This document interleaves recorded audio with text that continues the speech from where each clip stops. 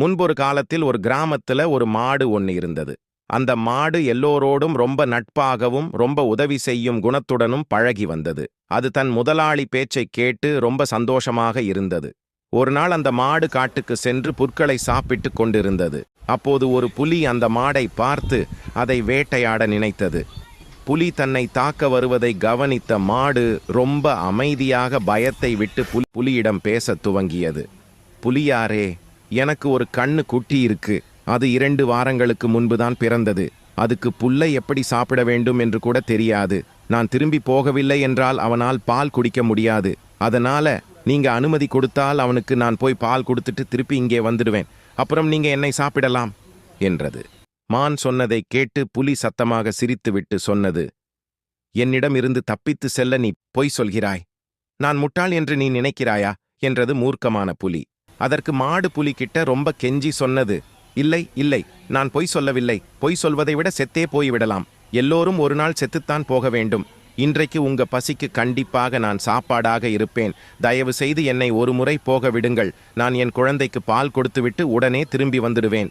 இதுதான் என் கடைசி ஆசை என்றது.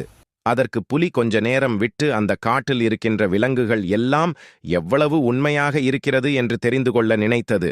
அதனால் மாடு தன் குட்டிக்கு பால் கொடுக்க அனுமதித்தது புலி. உடனே பசுமாடு தன்னுடைய கிராமத்திற்கு சென்று தன் குட்டிக்கு பால் கொடுத்துவிட்டு அதனிடம் சொன்னது, என்னோட செல்ல குட்டியே, நீ நல்லா இருந்து எல்லாருக்கும் உதவி செய்யணும். யாரிடமும் பொய் சொல்து. நீ எல்லோரிடமும் நல்ல பெயர் எடுக்க சொல்லக்கூடாது வேண்டும் என்றது. பின்னர் தன் வார்த்தையை காப்பாற்ற காட்டுக்கு திரும்ப சென்று புலியின் முன்னாடி நின்றது. மாடை பார்த்ததில் புலிக்கு ஒரே ஆச்சரியம். அந்நேரம் புலி யோசித்தது, இந்த மாடு தன் வாழ்க்கையை விட அது சொன்ன வார்த்தைகளுக்கு ரொம்ப மதிப்பு கொடுக்கிறது. இந்த மாடுக்கு தீங்கு கொடுப்பது ரொம்ப தவறு என்று யோசித்தது. நீ உன்னுடைய நேர்மையை நிரூபித்து விட்டாய். நீ சந்தோஷமாக சென்று உன் குழந்தை கூட வாழ். இனிமேல் என்னால் உனக்கு எந்த தீங்கும் வராது என்று சொல்லி அங்கிருந்து சென்று விட்டது. உடனே அந்த மாடும் தன்னுடைய கிராமத்திற்கு சென்று தன் குட்டியுடன் மகிழ்ச்சியாக வாழ்ந்து. இந்த கதையோட நீதி என்னவென்றால், நீங்க உண்மையாகவும் நேர்மையாகவும் இருந்தால் வாழ்க்கையில் மகிழ்ச்சியாகவும் நல்ல நிலைமைக்கும் செல்ல முடியும்.